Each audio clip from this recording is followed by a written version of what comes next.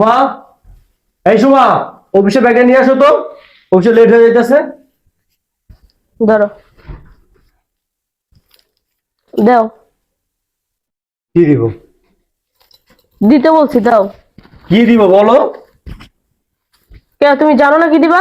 দাও। কি দিব? কে, তোমার রাতে না বললাম আমি? তুমি রাতে বলছো, আমি ভুলে গেছি। বলো কি চাইতেছো?